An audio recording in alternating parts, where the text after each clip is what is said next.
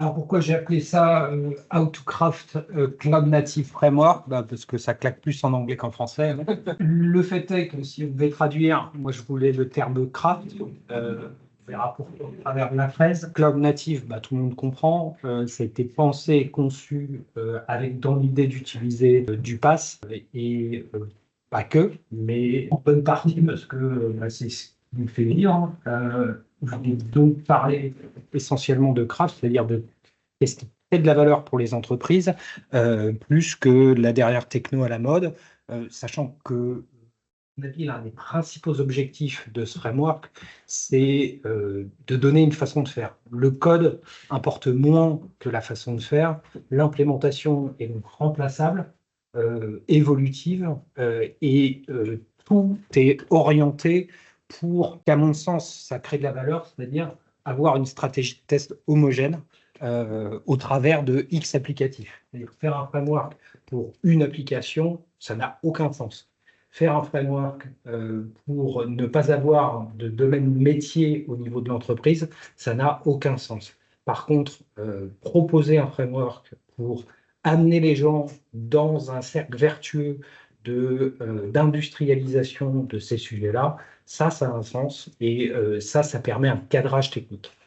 C'est-à-dire faire monter en compétence des équipes en les challengeant techniquement sur le fait de rentrer dans un cadre avec des concepts préétablis pour pouvoir monter en compétence. Donc, ce que je vais vous présenter, j'ai appelé ça basiquement ANF parce qu'il fallait bien un nom de produit, c'est Azure Native Framework. Ça veut dire quoi? Ça veut dire une solution de cadrage et d'aide au développement, essentiellement pour du système distribué, pas que, hein, mais essentiellement système distribué, parce que ces 5 dernières années, moi, j'ai plutôt fait ça, voire que ça. Donc, à mon avis, c'est une tendance lourde et ça draine un certain nombre de problématiques, notamment au niveau du back-end, qui ne sont pas forcément si simples que ça à adresser.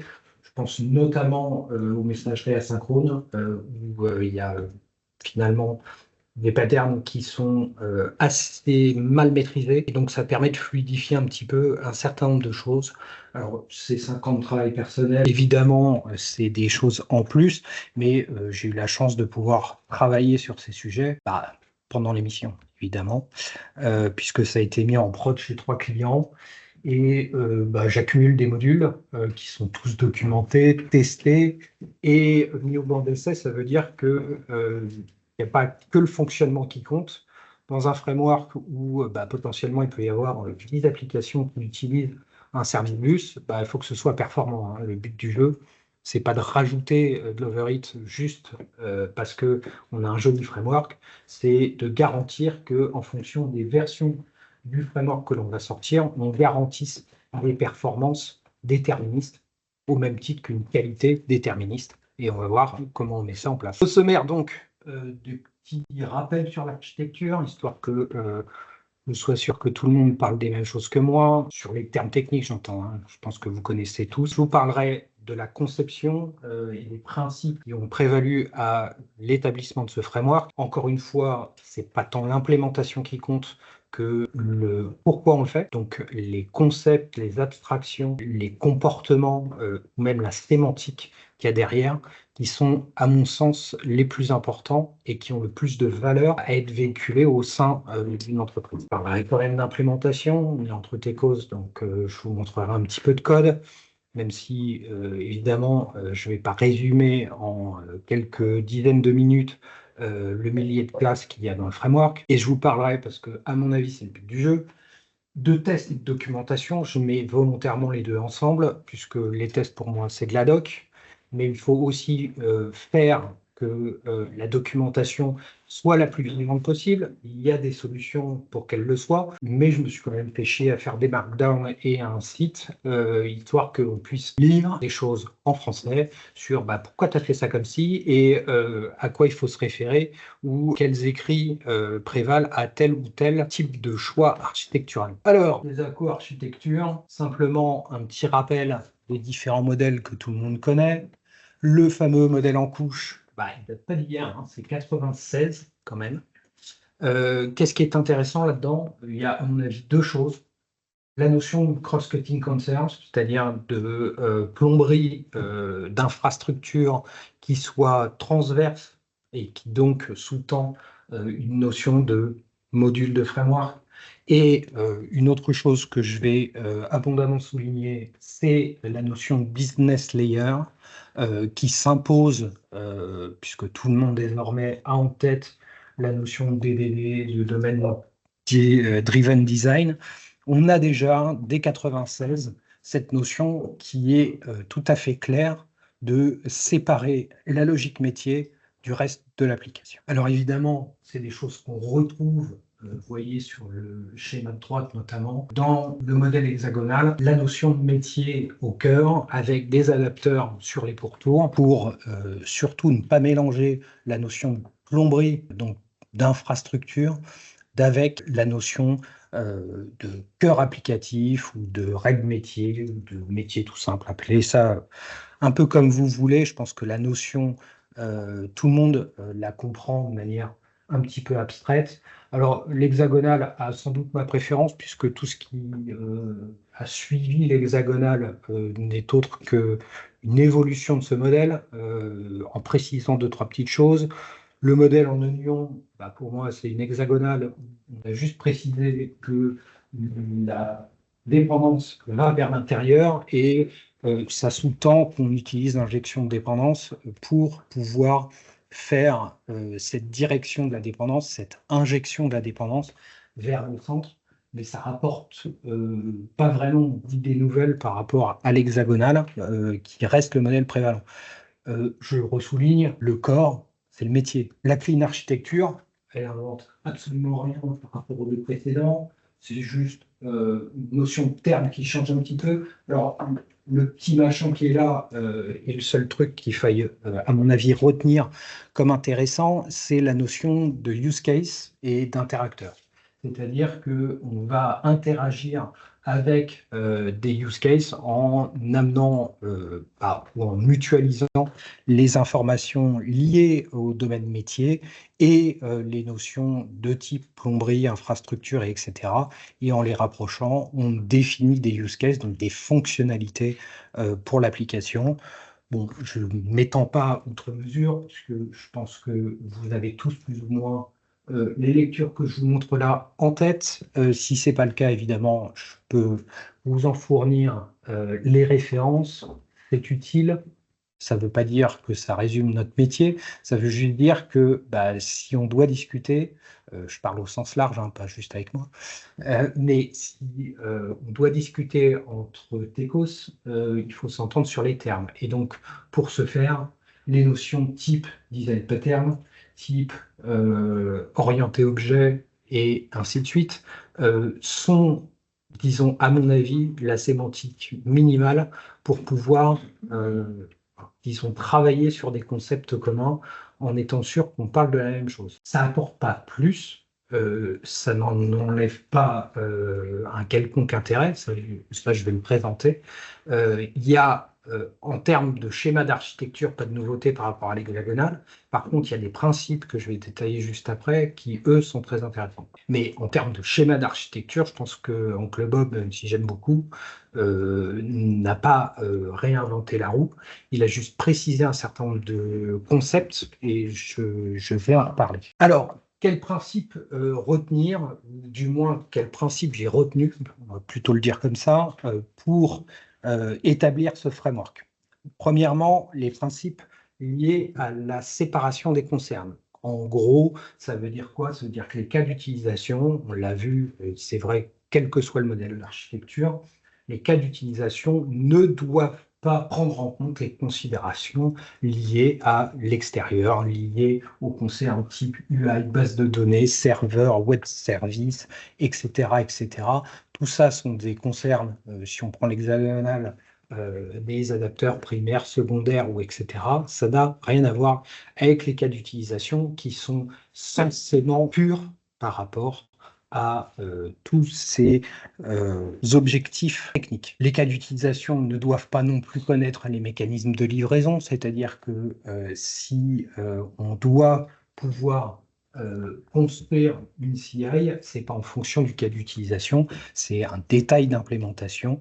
En gros, ça veut dire quoi? Ça veut dire que des bons leviers d'architecture ou une bonne architecture, je mets des guillemets, parce qu'il n'y en a pas de bonne, hein. D'ailleurs, il n'y en a pas de fixe, parce que c'est en permanence mouvant, maximise le nombre de décisions qui ne sont pas prises à un moment donné. En gros, ça veut dire que via des bons leviers d'architecture, on est capable de changer d'avis. Je peux très bien coder un use case au travers d'une abstraction liée à un stockage quelconque, et en premier lieu, je stocke sur fichier, et dès lors que j'ai un petit peu plus de temps dans un sprint suivant, je mets une base de données, donc je mets un effort supplémentaire sur le fait de faire un stockage un peu plus robuste, mais ça ne doit en rien changer mon use case. L'abstraction ne peut pas changer ou difficilement changer, et on va voir pourquoi. L'implème, on s'en fout. Enfin, disons, en regard du fait qu'on doive pouvoir avoir le choix, on va choisir de s'en foutre. Principe de modularité, ça, c'est dans Clean Architecture. Quelle est la granularité juste? Comment est-ce qu'on choisit la taille d'une fonctionnalité? Qu'est-ce qui définit qu'on a un module autonome? C'est, à mon avis, une des tâches les plus difficiles avec le fait de définir qu'est-ce qu'une bonne abstraction. C'est une des tâches de l'architecte, mais pas seulement.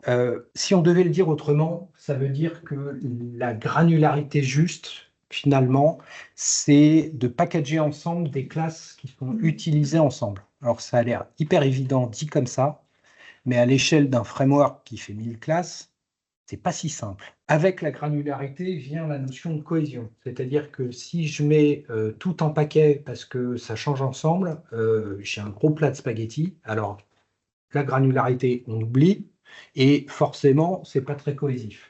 Ça veut dire quoi? Ça veut dire que si on est cohésif, c'est parce que les changements qu'on opère sur un groupe de classes, sur un module qui regroupe un certain nombre de classes, sont des changements qui vont impacter un seul et même package. Et je vais y revenir. Là, je vous les balance comme ça. Soit ça paraît évident, soit vous avez une maturité qui vous dit que ça ne l'est pas tant que ça, et on va voir pourquoi.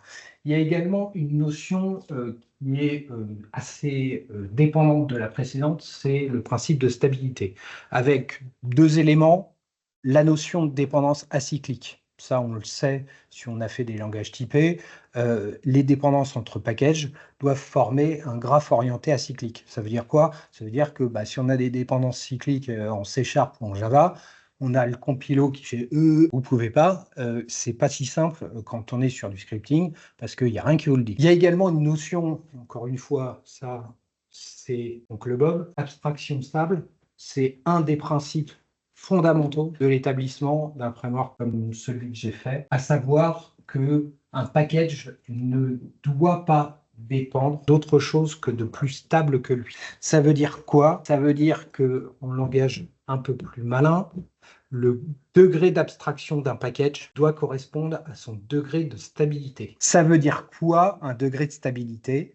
Et ça veut dire quoi, finalement, mettre un degré d'abstraction sur un package? C'est là que vient la conception. Alors, je reprends les éléments que je viens de vous définir, et puis je vais tenter d'expliquer de façon un peu plus visuelle. On a parlé de séparation technique et logique, ça tout le monde l'a plus ou moins en tête. Le Eric Evans, tatati, tatata, super, domain driven, etc. Dès 96, ils avaient déjà tout à fait en tête le fait que il y avait des services qui utilisaient des entités type business layer, et que la couche de présentation s'appuie sur ces services, pas de problème. À côté, on avait les fameux cross-cutting concerns, ces modules d'infrastructure qui sont un petit peu transverses. Donc, cette séparation-là, elle se fait bien. On a d'un côté l'implémentation logique, de l'autre l'implémentation technique, et ça transpire sur tous les modèles d'architecture qu'on a vus ces 35 dernières années. Après, il y a la notion de modularité. Si on prend un package tout en haut, Edwin, c'est là-dedans qu'on va positionner une notion d'abstraction d'un Edwin Storage. Et dans une DLL ou un module, fonction du langage qu'on utilise, on définit un certain nombre de classes de base avec des sémantiques communes, on va pouvoir regrouper des notions correspondant au type de stockage. Alors, comment est-ce qu'on va choisir la bonne granularité? La granularité, par exemple, si on fait du Azure, ça va être, ah bah tiens, j'ai un stockage type table ou clé valeur, je vais y mettre le package Cosmos DB. Je ne peux pas le partager avec un stockage qui va pourtant partager une sémantique commune liée au stockage, qui va lui concerner du fichier en mode cloud, donc du blob. Donc je vais, et ça Microsoft l'a déjà fait, mais c'est pas à vous de le remélanger, devoir définir la granularité en fonction de la réutilisation du package. En l'occurrence, là, j'ai encapsulé la notion de Azure Storage Blob, et donc les classes que j'ai packagées ensemble changent ensemble avec la version du package. Vous voyez où je veux en venir? Ça veut dire que l'abstraction que j'ai encapsule un certain nombre de fonctionnalités qui ne sont visibles que par le reste de l'application. Ça ne concerne pas l'implémentation. Ça veut dire quoi? Ça veut dire que tant que l'abstraction ne change pas, le reste de l'application ne voit pas les changements d'implémentation uniquement à ce niveau-là. Ça veut dire que si je change la version de mon package blob, mais que je ne change pas l'abstraction que j'ai au niveau du Edwin Storage, tout se passe bien. Je ne vais même pas recompiler autre chose. Dépendance acyclique. Bon, là, j'ai pris une représentation du framework.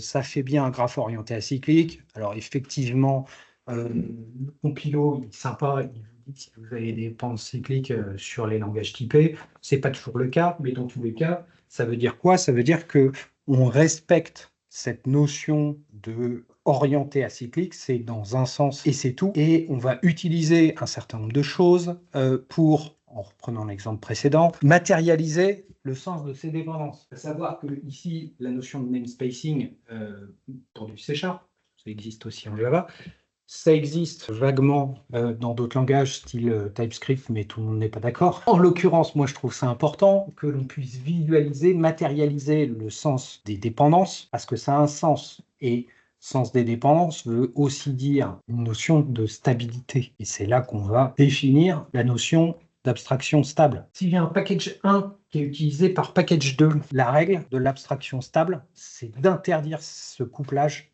direct. La seule bonne façon de faire, c'est de dépendre d'un package plus stable pour pouvoir faire discuter les deux. Ça veut dire quoi? Si je reprends l'exemple préalable, j'ai une abstraction commune Edwin Storage dans un niveau d'abstraction tout en haut. Mon implémentation, vous vous en souvenez, de ma sémantique commune. Si je dois utiliser le stockage, je suis obligé de repasser par l'abstraction. Je n'ai pas le droit de référencer directement la notion de stockage, sinon je casse la notion d'abstraction stable. Du coup, j'en viens à mon niveau de stabilité. Ça, c'est stabilité 1. Et ça, c'est stabilité 2. Et vous voyez que les namespacing, c'est bizarre. J'ai fait gaffe à ce que ce soit un namespace pour la stabilité 1, un namespace imbriqué pour la stabilité 2. Qu'est-ce que ça m'apporte, ça? Ça m'apporte que je peux contrôler les effets de bord, puisque ce que voit le reste de mon application, c'est l'abstraction. Donc, tant que mon abstraction ne change pas, je l'ai déjà dit, mais je le redis, je n'ai pas à attendre de changement de comportement du reste de l'application, à condition que je me force à respecter cette notion d'abstraction stable. Je peux gérer la technique comme j'en ai envie, puisque en fait, rien ne me dit que je sois obligé de faire la migration du package machin tant que je ne l'ai pas décidé. Donc c'est moi qui ai la main. Et troisièmement, je peux versionner la chose comme je l'entends, puisque finalement, ce qui va piloter et versionner au sens large, c'est mon contrat d'abstraction et rien d'autre. C'est-à-dire que je ne suis absolument jamais inféodé à ils vont changer le storage blob, j'ai plus rien qui marche. Moi, j'ai exposé ce qui, moi, m'intéressait et l'application voit ces contrats-là, j'ai pas de problème. Après, je vais l'organiser de manière sémantique. Ça veut dire quoi? Ça veut dire que si j'ai une application à coder, je vais m'appuyer sur cette organisation sémantique pour le faire correspondre à ce dont j'ai besoin au niveau du framework. Et donc, je vais référencer mes dépendances en fonction de cette organisation sémantique, noter les niveaux d'imbrication de framework, de namespace,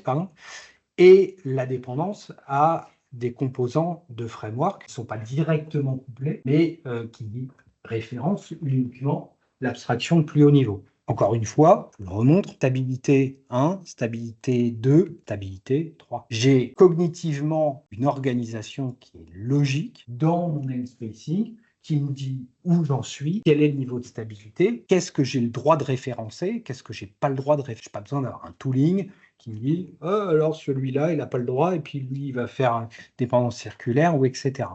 Ça veut dire quoi? Ça veut dire que mon urbanisation, elle est relativement logique, elle est simple, puisque je vais pousser une abstraction de plus haut niveau tout en haut, et que je vais pouvoir décliner ça en un framework technique d'un côté, un framework métier transapplicatif de l'autre, et X applications qui vont s'appuyer sur les deux briques précédentes, enfin les deux ensembles de briques précédentes. Concrètement donc, on fait pour implémenter tout ça. C'est quoi l'abstraction de plus haut niveau?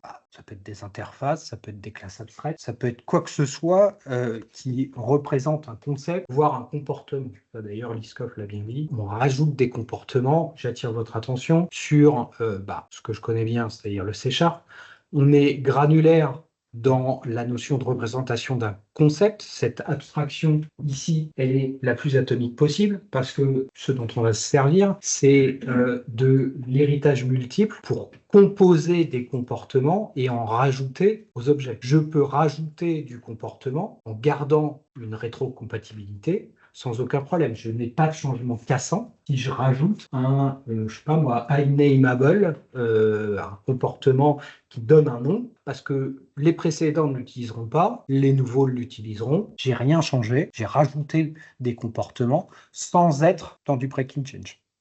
Donc j'ai des techniques pour que mes abstractions puissent évoluer de manière rétrocompatible sans rien péter, condition de bien définir mes abstractions. J'ai également des notions de type primitif. Type primitif, c'est quoi? En gros, c'est j'ai type string, type int, type ce qu'on veut. En gros, un type primitif, c'est une représentation minimum, et je souligne invariante, d'un concept, de quelque chose qui donne un vocabulaire commun à tous ceux qui sont en dessous. Comment je m'y prends pour faire un int 1 plus int 2? Si vous le changez, plus rien qui marche. Dans un framework, on va donner les règles du jeu, on va donner un vocabulaire commun à tous les composants, et ils vont tous savoir comment ça marche. Si je dis que ça, c'est un iModule qui a un start et un stop, ils connaissent tous. Module, ça fait un start et un stop. Que tu mettes l'implémentation que tu veux derrière, je suis capable d'appeler start, d'appeler stop, rien à foutre de savoir ce qu'il fait, mais je suis capable de l'appeler. Ça va fonctionner. On a également une notion qui, moi, me tient particulièrement à cœur. Alors, c'est un peu pourri en français, c'est contrat honnête, mais les fair contracts, moi, ça me cause, et je trouve qu'on ne le traite pas du tout assez. C'est dire ce que ça fait. Mais pour de vrai, dire par là que c'est pas parce qu'on décrète que on veut que ce soit déclaratif que ça l'est réellement. Là, je reprends la notion de result. Result, c'est un tout petit peu de syntaxe fonctionnelle pour dire finalement beaucoup de choses, à savoir, 1, je ne vais jamais te retourner du nul, et 2, ça peut être ou un résultat où tout se passe bien, ou un résultat où tout se passe pas bien, mais que je vais t'expliquer. C'est pas je renvoie un T-response et peut-être je vais avoir du nul, peut-être je vais te péter une exception et tu n'es pas au courant. Moi, je suis client de la fonction. Je sais que, 1, tu vas pouvoir appuyer le result, ce sera pas nul, parce qu'en plus, c'est une structure, donc forcément, ce sera pas nul, et que si le résultat n'est pas bon, par une liste d'erreurs, et que si tel est ton choix en tant que client consommateur de la fonction, tu vas pouvoir lever une exception si c'est dans ton workflow. J'utilise un read-only list pour matérialiser un retour de liste. Alors, pourquoi j'utilise ça? Alors, là, c'est assez centré C#, mais ça illustre bien le concept que je veux mettre derrière. La plupart du temps, en C#, on retourne un IEnumerable of T pour une liste. Enumerable of T, c'est une abstraction toute pourrie. Pourquoi c'est tout pourri? Parce que ça ne dit pas ce que c'est. Je ne sais pas quel type de collection c'est. Je ne sais pas si c'est matérialisé ou si ça va l'être. Donc, en gros, ça me dit juste que c'est un mensonge. Bah, je ne suis pas très intéressé.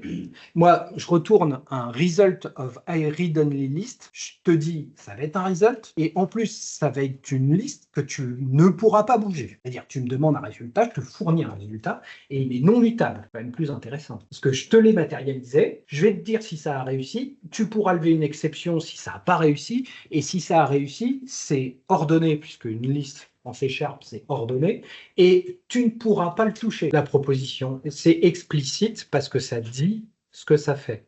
Alors après, sur les notions de contrainte de générique, je vous passe les détails, on s'en fout plus.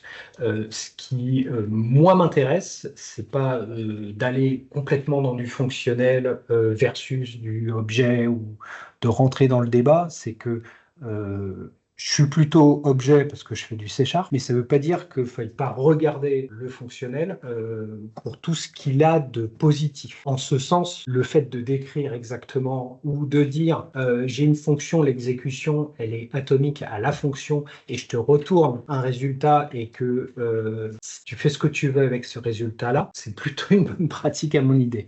Et si ça se généralise, bah, ça donne plein de leviers d'architecture pour homogénéiser les contrats. C'est-à-dire que quelqu'un qui va aller sur un framework où tout est fait pareil, bah, le gap d'apprentissage, il est forcément facilité par ce type de choses. Alors, il y a également des notions d'utilisabilité, le terme n'est pas très joli, mais en l'occurrence, c'est comment est-ce qu'on facilite la vie de celui qui va utiliser une abstraction qui peut paraître complexe comme ça, bah, en utilisant par exemple des fluent builders. Moi, j'aime bien ce type de choses parce que ça permet de faire des choses très complexes en une syntaxe qui est relativement compacte, qui donne finalement, plutôt que d'avoir une liste de 15 paramètres, des chaînages de méthodes avec un paramètre à chaque fois, en exprimant ce qui doit être fait, en définissant l'ordre dans lequel ça doit être fait, en donnant finalement une lisibilité au code qui, à mon sens, est supérieure à j'ai un pattern option, je remplis un objet, je passe tout l'objet, ou alors j'ai 40 paramètres pour une seule méthode. Je vais parler un petit peu d'application, puisqu'on a parlé d'abstraction, donc on est parti sur tout ce qui était abstrait, mais partons aussi sur quelque chose de plus concret en termes d'implémentation. Comment on bootstrap un framework comme ça? C'est-à-dire comment est-ce que finalement on réconcilie un certain nombre de choses qui vont être configurables, puisqu'évidemment, plus il y a de modules, plus il y aura de conf. Il y aura également à injecter un certain nombre de choses, et ce de manière centralisée, au final, il y aura X possibilités de hosting, mais on ne doit pas se limiter à forcément un seul. Ce n'est pas juste une web app, un projet console, c'est toute la diversité de l'écosystème fourni par Microsoft qui doit être servi par ce framework. Donc en gros, le Bootstrap, c'est un composant que j'ai développé pour faire le lien, pour faire la glue avec le hosting générique de Microsoft. En une configuration centralisée, alors ça peut être sur Azure DevOps qui permet effectivement de faire ça, ça peut être un fichier JSON, ça peut être plusieurs choses. Bon, là, j'ai juste mis du JSON ou du Azure App Configuration, qui est injecté dans un composant Bootstrap qui fait une composition root, c'est-à-dire qui va récupérer l'ensemble des startup modules d'un framework donné, en l'occurrence le mien, ou d'une application donnée, puisqu'on va définir les modules avec lesquels on a envie de travailler, et on va enregistrer les dépendances liées à ce module, et également prévoir le graceful shutdown de ce fameux module. Ça veut dire quoi? Ça veut dire qu'on va pouvoir empiler X modules et intégrer tout ça dans l'injection de dépendance via le bootstrapper, et il va tenir compte, bien évidemment, de la configuration qui aura été donnée pour pouvoir enregistrer tout ce bousin. Tout ça, cette notion de bootstrap, est injectée au niveau du démarrage du host générique Microsoft pour pouvoir faire de la console, de la web API, de l'Azure Function, voire même du test, puisque, on va le voir, une des applications directes de cette notion de modularité dont j'ai parlé au départ, est celle d'avoir des tests isolés, j'en reparlerai. Donc, Configuration centralisée, ça c'est les 12 facteurs, hein. Si on est cloud native, point de salut sans conf centralisé. Elle est évidemment extensible, puisque si on rajoute un module, on va rajouter la conf qui lui correspondra. On a une organisation de l'injection de dépendance qui n'est pas juste du bordel, mais par module. Et on va intégrer cette notion de bootstrapper et cette conf centralisée dans un hosting générique qui permet d'accéder à un petit peu tous les types de hosting possibles et imaginables dans le monde Microsoft. J'insiste encore une fois, hein, à chaque fois, on a le start et le stop. Le stop, on peut se dire que c'est pas si important, mais dans un monde de pod Kubernetes qui démarre, mais aussi qui s'arrête, si on ne nettoie pas sa merde derrière soi, on amplifie le problème, hein. Donc le graceful shutdown, j'insiste un tout petit peu, mais c'est source de beaucoup de problèmes. Donc c'est à traiter. Le bootstrapper, comment il fonctionne? Bah, il commence par une abstraction, hein, un startup module base ou un bootable module base, appelez-le comme vous voulez. C'est quoi? Bah, c'est l'abstraction de tout à l'heure, hein. On se souvient, le startup module. Bon, je vais simplifier le code histoire que ce soit lisible, mais ça sous-tend une classe abstraite. Tous les modules doivent donc hériter de ce module abstrait pour pouvoir enregistrer leurs dépendances dans le conteneur centralisé. Il y aura forcément un start dans lequel il fera son boulot et un stop dans lequel il nettoiera sa merde. On va le décliner sur X modules infrastructure. Ils vont tous hériter de la même chose. Et ils vont également, en plus, enregistrer leurs dépendances, faire une déclaration de leur dépendance au niveau module, au niveau abstraction de module. C'est-à-dire qu'en fait, je vais mettre des interface marqueurs sur les différents modules. Et si j'ai un module de stockage qui dépend du mapping, je vais dire, toi, module de stockage, tu as besoin du mapping pour fonctionner. On verra qu'au niveau du graphe orienté acyclique, bah, je vais pouvoir reconstituer de manière totalement dynamique les notions de dépendance et les charger à la volée. Au niveau de l'implémentation de l'application, je vais décliner le bootstrapper en définissant les modules que je veux assembler. Là, c'est un exemple de référencement statique, mais le bootstrapper, en fait, il fonctionne de 3 manières différentes. Soit je référence statiquement mes modules, c'est-à-dire que j'ai des références de projet, comme tout le monde connaît, hein, je référence le projet machin, je rajoute le module, il fait l'enregistrement de ses dépendances et du stop, et tout ça est automatisé par le bootstrapper. Et il y a également 2 modes que je vous détaillerai plus tard. Un mode de chargement dynamique à la volée, je dis quel module je veux, et il va chercher le module et toutes ses dépendances, et il les charge dynamiquement. Ou alors, je parcours un répertoire de plugins et je charge tous les plugins totalement dynamiquement. Ça peut marcher sur certains types d'applicatifs, pas tous d'ailleurs, mais c'est surtout pour les tests. J'y reviendrai. Le host, qu'est-ce qu'il fait? Bah, il part d'une abstraction. Ça, à force, j'ai plus de salive hein, pour le dire. Cette classe abstraite, eh bien, elle va utiliser la notion de host builder de Microsoft pour la construction de l'host générique et y associer la notion de conf et la notion de bootstrap dont on parlait tout à l'heure. Donc, on va lier le cycle de vie du host à celui du bootstrapper qui lui-même utilise une conf, comme on l'a vu tout à l'heure, qu'on va pouvoir décliner dans autant de types de hosting spécialisés, web host base, web API, qui va récupérer une conf, qui va définir des middleware, qui va faire de la web API ou du projet console, etc., etc. Ensuite, viennent les modules d'infrastructure, c'est-à-dire finalement comment est-ce qu'on greffe, puisque maintenant qu'on a la glue, on va pouvoir implémenter des modules liés à du Azure Cloud Native, puisque j'ai parlé beaucoup de framework, mais pas beaucoup de Azure, et ben, on va définir ces modules d'infrastructure. Alors j'en ai implémenté quelques-uns, hein. C'est essentiellement du PaaS. Évidemment, c'est extensible, hein, c'est-à-dire demain, il faut que je fasse je sais pas moi, du Event Hub, bah, ce sera le même principe. Donc là, j'en donne un certain nombre pour que vous ayez une idée. retenez juste qu'il y a la notion de stockage au sens large et la notion de messaging. C'est-à-dire, vous avez le meilleur des deux mondes, la notion de stockage fixe et la notion d'échange d'informations, notamment en contexte microservice. L'implémentation peut même être greffée par-dessus. C'est-à-dire, je pourrais demain, si j'ai le temps, faire des modules type AWS sans changer le framework. J'aurais les deux. J'aurais Azure et AWS.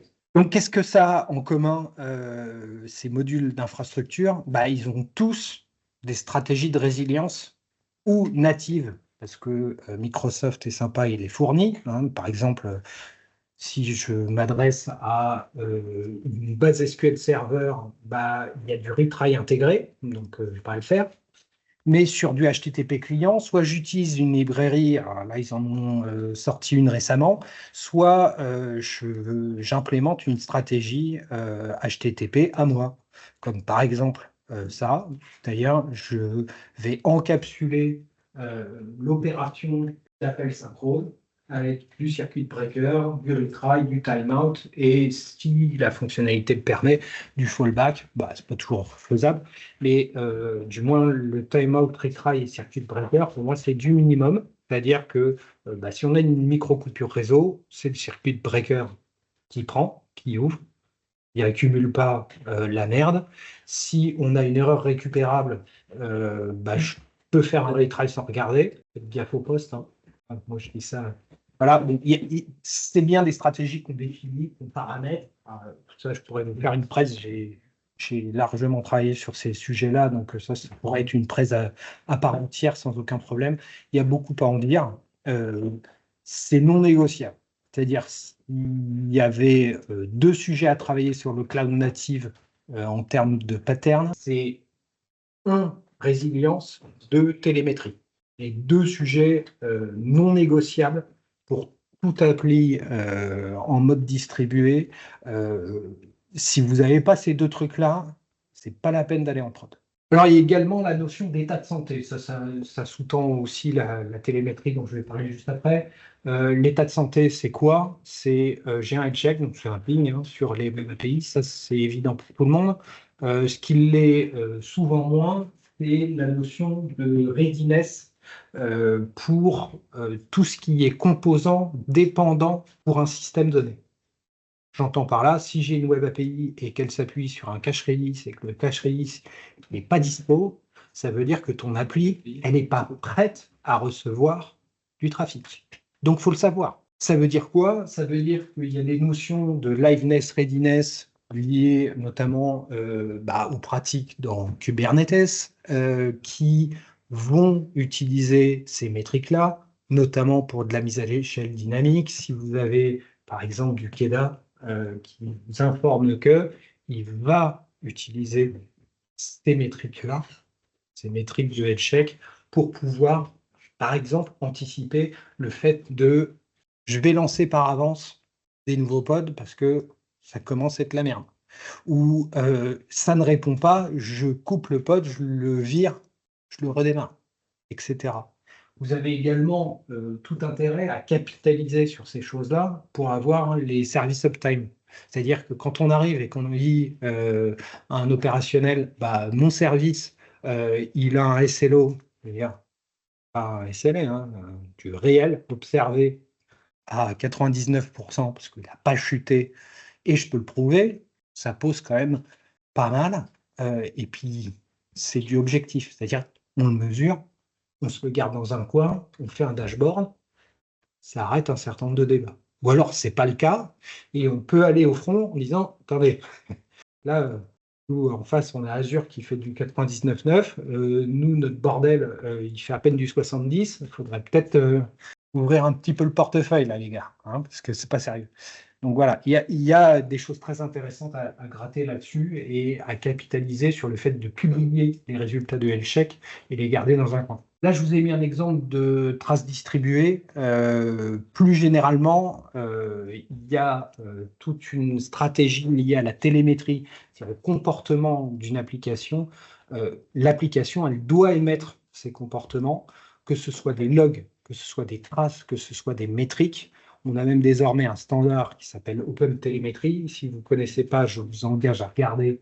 Je vous engage même vivement à regarder, puisque on est désormais agnostique de toutes les solutions d'APM X, Y, puisque finalement, ils nous fournissent SDK, alors qui fait de l'auto-instrumentation, mais pour le coup, c'est pas hyper performant. C'est intéressant parce qu'en fait, c'est no-brainer, hein. On met l'auto-instrumentation, il y a le truc qui crache. On a tout, mais alors, il faut sortir la carte bleue côté Datadog ou autre parce que ça produit. Le mieux, c'est de le faire, c'est-à-dire d'équiper son code, là en l'occurrence les modules du framework, avec des notions de log pour le debug, ça c'est pour nous développeurs, mais avec des notions de traces et de métriques pour l'opérationnel. Et ça crée énormément de valeur. Et derrière, on a même une tendance lourde, moi je le conseille très vivement, à ce que finalement, côté applicatif, on puisse injecter du contexte dans les traces et dans les métriques. Ce contexte, c'est du contexte métier. C'est-à-dire qu'on ait des spans avec des contextes type l'ID du client, machin, ou des métriques liées à des KPI métiers. C'est-à-dire, le métier te définit que s'il y a moins de 50% de conversion sur n'importe quoi, et ben ça ressort dans le dashboarding, ça crée énormément de valeur. Et ça, c'est normalisé. Donc, ça veut dire quoi? Ça veut dire qu'il suffit de maîtriser un format OpenTelemetry et on peut exporter ça sur ce qu'on veut. Grafana, Prometheus, Datadog, Dynatrace, ce que vous voulez. La notion de domaine. J'ai parlé de fondation métier. Alors, on fournit effectivement un certain nombre de modules liés au métier, comme c'est quoi une entité de domaine, c'est quoi une règle métier, c'est quoi la validation et comment je le fais.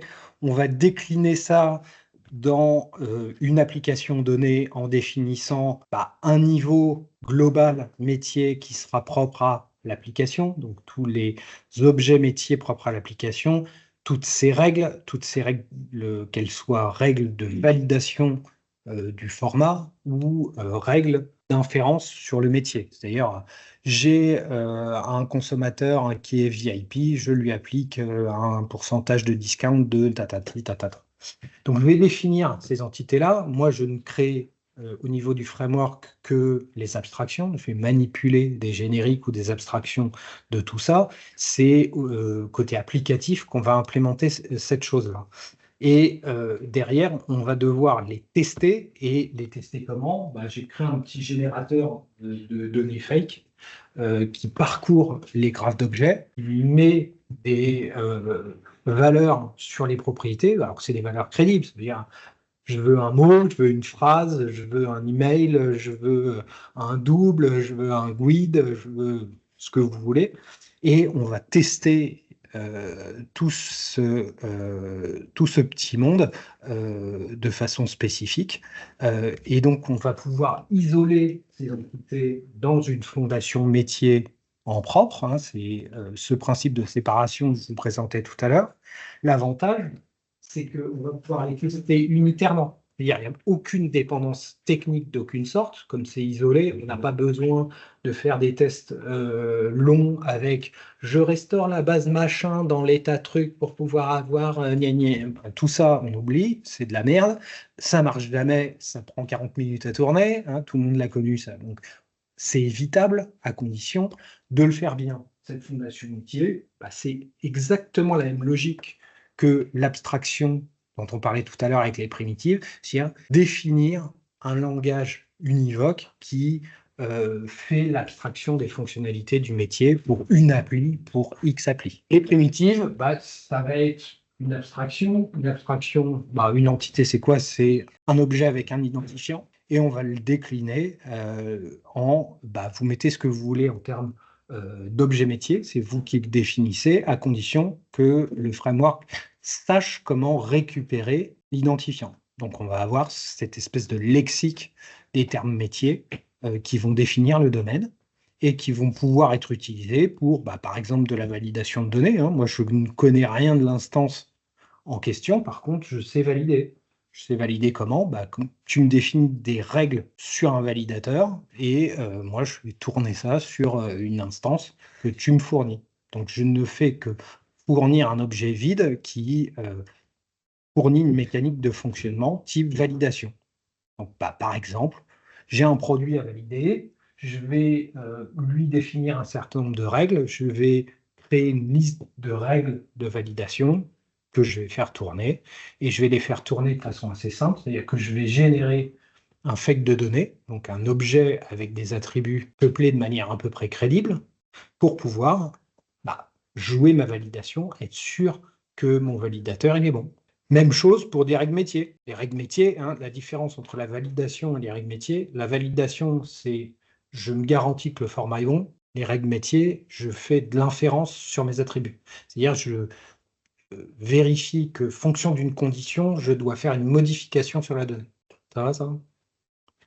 Inférence. Donc, le pattern, c'est pattern spécification. Quand j'ai tel truc, alors je fais ceci. Tout ça sur l'entité. C'est l'exemple de tout à l'heure. Hein. Typiquement, une règle métier, ce serait pour la période de solde, si je suis client VIP, j'ai droit à 10% de discount. Voilà. Ça peut être créé en règle métier. Donc, je les empile, hein, je définis mes règles en héritant de rôle base et je fais mon test sur un moteur de règles, donc une liste de règles métiers. Cas d'usage, alors les fameux cas d'usage de celui qui servait à rien, hein, la clean architecture, c'est lui qui définit cas d'usage. Alors, cas d'usage, c'est assez intéressant puisque, en fait, on a une notion de transaction métier. Alors ça, c'est Larman, Greg Larman, ça vous parle peut-être, qui définit ce que c'est la transaction métier. La transaction métier, en fait, c'est le niveau le plus atomique d'une fonctionnalité applicative. C'est-à-dire que en dessous de ça, ça ne remplit pas la fonctionnalité. Au-dessus, c'est trop gros. Et ça pose également problème, hein, soit dit en passant. L'obésité de certaines fonctionnalités font que tu ne peux plus les faire évoluer. Donc, trouver la bonne granularité pour une transaction métier, c'est hyper important. Là, je vous ai mis l'exemple d'un diagramme état transition UML. C'est ce qui sous-tend un ordonnancement métier, une transaction métier. Ça a un début, ça a une fin, et ça a éventuellement plusieurs états. D'accord? Ça a peut-être des scénarios alternatifs, peut-être des cas d'exception, c'est-à-dire je ne peux pas aboutir à, mais dans tous les cas, ça a un début et une fin. Pas 12 débuts et pas de fin, comme j'en ai vu 36 millions, hein, ou des user stories où les cas d'acceptance, ils ne sont pas clairs parce que tu as plusieurs sorties possibles. Tout ça, ça n'existe pas. C'est pas possible. Un ordonnancement métier, c'est un début, une fin, point. Ça, on peut le matérialiser. Début de transaction métier, j'injecte mes composants techniques, je configure mon workflow, on va voir comment, je fais mes validations et mes règles métiers, fin de la transaction métier. Donc ça veut dire je teste la fonctionnalité et uniquement la fonctionnalité, et tout le reste, c'est déjà testé dans le framework. Donc là, on voit déjà se dessiner qu'au travers de ce fameux ordonnancement métier, dont je n'ai pas encore donné la substance technique, on a une économie de test qui est suggérée par l'utilisation du framework. Alors, cet ordonnancement métier, moi, je le matérialise avec ce qu'on appelle des machines à état fini. Là, je vous ai mis l'exemple d'une représentation d'un bug, et donc je me suis amusé à coder via le fameux Fluent Builder des machines à état. On configure un workflow avec des états, et en fonction des événements qui correspondent aux méthodes que j'appelle, je déclenche ou non des changements d'état, et je peux avoir évidemment des conditions d'entrée, des conditions de sortie, des conditions de garde, tout ce qu'une machine à état peut faire pour garantir mon workflow. Évidemment, avec cette conf là, je fais ça, hein, pas l'inverse. Dommage, ça existe sur le marché, mais c'est plus cher. Voilà, c'est mes petites mains qui l'ont fait. Donc, je peux représenter à partir du Fluent Builder la représentation graphique, pas l'inverse. Il y en a qui ont fait des produits comme ça. Euh, ce qu'il faut effectivement avoir en tête, c'est quoi? C'est que la représentation des cas d'usage, elle est fiable par le fait d'utiliser ces méthodes de modélisation de workflow, et elle est fiable, parce que c'est une démonstration mathématique, hein. Une state machine, ça peut avoir qu'un seul état en même temps, et donc ça donne un déterminisme au test. Ça veut dire qu'on peut utiliser la notion de les results, les maps de results pour tous les cas aux limites, ou on peut aussi utiliser pour des cas plus complexes de workflow cette notion de state machine, parce que le nombre d'états, c'est mon nombre de tests. Alors, c'est un peu plus long. Alors, comment on fait pour interagir avec le domaine? Finalement, on s'appuie sur la fondation métier au travers des services. On va pouvoir valider, passer des règles métiers, créer un point de vérité unique une fois que l'on a passé ces éléments-là et avoir une persistance idempotente. Ça veut dire que j'ai toujours la même chose, c'est prévisible. Ça veut dire que je vais pouvoir induire dans des workflows type interaction avec le domaine ou domaine métier, enfin service de domaine. Je pense qu'il y a ce type de terme dans un certain nombre d'architectures, des choses qui vont être définies de manière ordonnée pour dire mon domaine il est toujours valide, il a toujours les bonnes règles avant d'être persisté, sinon il n'est pas censé être représenté. Donc on va pouvoir tout à fait bien le mettre en place avec des workflows beaucoup plus complexes que le petit exemple de tout à l'heure, où on va pouvoir matérialiser des choses de ce type-là, avec je veux que mon entité elle puisse avoir été vérifiée avant d'être chargée. Une fois qu'elle est chargée, j'applique des règles métiers. Je veux pouvoir publier un événement de domaine, etc., etc. Enfin, je ne vous les fais pas tous, mais l'idée, c'est qu'on puisse définir des workflows totalement déterministes avec un certain nombre d'événements qui doivent être joués via de la machine à état. Et ça, c'est d'une fiabilité, enfin, c'est rock solide, hein. Je n'ai jamais pu le contourner, le machin, hein. Il n'y a pas de surprise à avoir. C'est évidemment un peu plus lourd. Ça ne veut pas dire qu'il faille l'appliquer partout et tout le temps. Ça veut dire que sur des process cœur de métier, ça a beaucoup de valeur. Style, je sais pas moi, une prise de commande sur un site e-commerce. Voilà, un workflow, ça peut être bien. Alors, si on est dans un contexte distribué, on va plutôt être dans une notion d'orchestration. Ça veut dire quoi? Ça veut dire que au-delà du workflow local type state machine, on va avoir cette notion-là, mais qui va être distribuée sur éventuellement plusieurs services, pour lesquels on va avoir la messagerie asynchrone qui va intervenir et pour lequel on va devoir rajouter une notion qui est la notion de compensation. C'est-à-dire que si je fais l'action de bloquer une réservation de siège et que mon paiement échoue, eh bien, je vais devoir annuler la réservation de siège a posteriori. Et comment finalement on va pouvoir opérer ça? On va pouvoir opérer en définissant des activités qui auront un stade d'exécution et un stade de compensation au même titre. Donc là, j'ai utilisé tout ça, c'est la même transaction. Pourquoi? Parce qu'on est censé arriver à opérer l'exécution, le changement d'état, et soit il réussit et on passe à la suite, soit il échoue et on doit revenir dans l'état initial. Donc on doit compenser l'exécution de tous les steps précédents. Et donc ça, je l'ai mis sous state machine également. On a un orchestrateur centralisé qui est capable finalement de définir les différents steps à exécuter avec qu'est-ce que je dois faire. Et si jamais ça échoue, revenir à l'état initial pour tous les steps antérieurs via la compensation qu'on aura prévue. Test et documentation, stratégie de test en fait. Donc vous vous retrouvez avec la notion d'urbanisation que je vous ai montré tout à l'heure. L'idée étant que sur le framework technique, on blinde en test, des tests unitaires évidemment, mais également des tests d'intégration et des tests de performance.